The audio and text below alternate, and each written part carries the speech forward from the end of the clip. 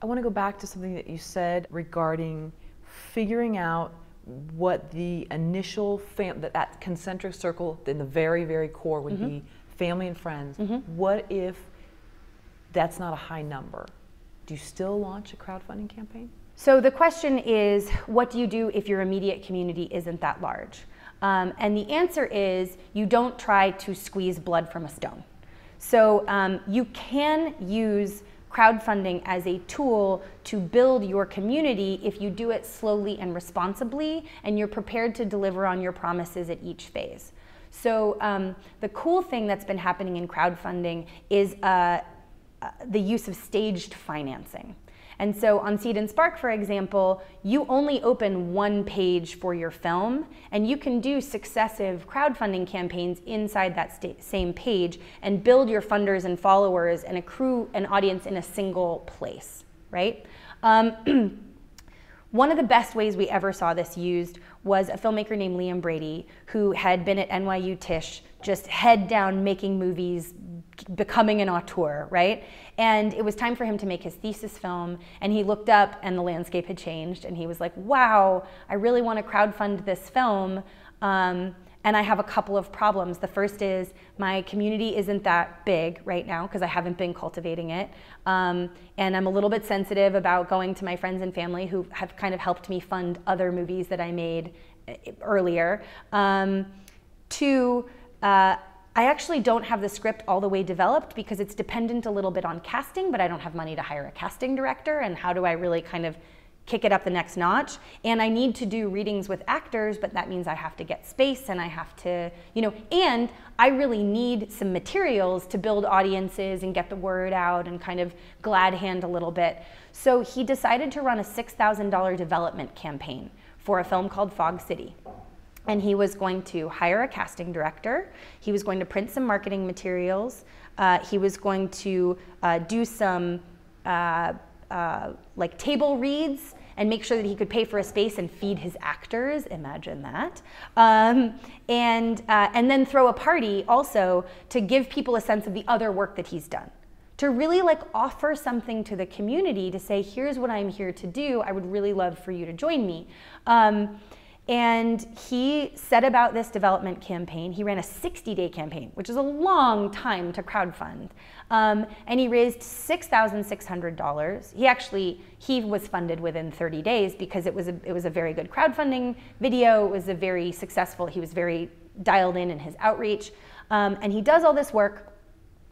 And he does, you know, the $6,600 campaign. He develops the script just as he promised. He keeps the audience updated along the way.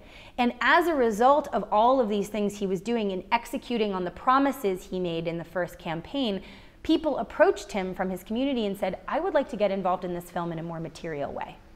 This film really matters to me. And so he did the development he needed. He got it cast as he needed. He knew at that point how much the production would cost him. Like when he ran the development campaign, he didn't even know how much to ask for the full film because it wasn't developed well enough. It was cast dependent and things like that. So he got a fully developed script. He knew how much the cast would cost him. He could price it out. And because these people had approached him and said, I want to get involved in a more meaningful way, he felt confident going out and asking for the full production budget of the film, not the post-production, just the production budget of the film, $33,000. He does a $33,000 campaign less than 5 months before the first campaign, but on the back of this wider community of support that he had built, executing exactly, proving himself trustworthy along the way, building a tremendous amount of social capital, creating evangelists of all the people who had, you know, contributed to this first smaller campaign. He raised $35,000 in 30 days in this second campaign.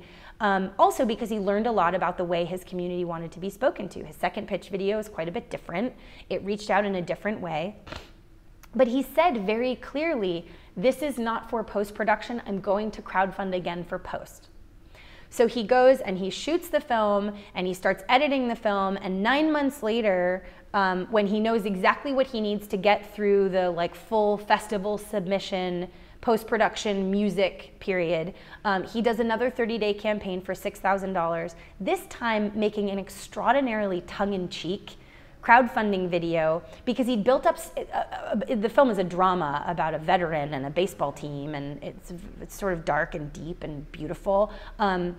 But the pitch video was utterly irreverent because at this point he had built up such a rapport with his audience that he knew how he could speak to them without sort of futzing with the tone of the film or the gravitas of the campaign. Raised $6,000 by himself in his sleep, only because he had done all of this work in advance, and that got him to $57,000 for a short film that was his NYU thesis film, which is now out, you know, submitted to festivals. So question, when he did his initial outreach for the 6,000 plus in the very beginning, and he'd had his head down, he'd been busy with classes, what was the outreach? Because did he go on social media? Oh yeah, okay, no, so he spent 2 months, 3 months on social media in advance, making sure that everybody he knew that this was coming down the pipeline. Nobody was surprised. They're like, Liam launching a crowdfunding campaign? No, everybody knew this was coming, right?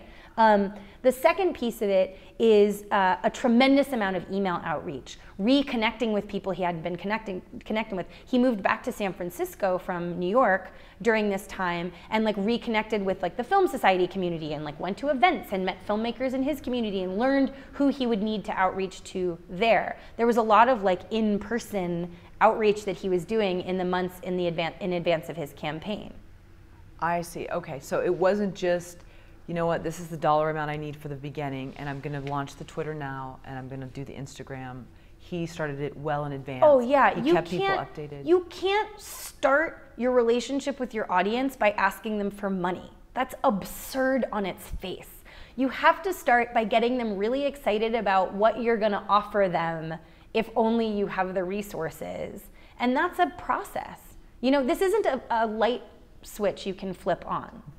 It just isn't, and I don't feel sorry to say that to people. It's like the people you see like Louis C.K. and Ed Burns who are gloriously benefiting from the direct relationship they have with their audience, that's something that they took the time, energy, and intention to cultivate, right? Long before they, you know, were stars of stage and screen. Actually, Ed Burns told me that it was Ted Hope who sat him down and was like, dude, if your career's in a slump, you need a Twitter account.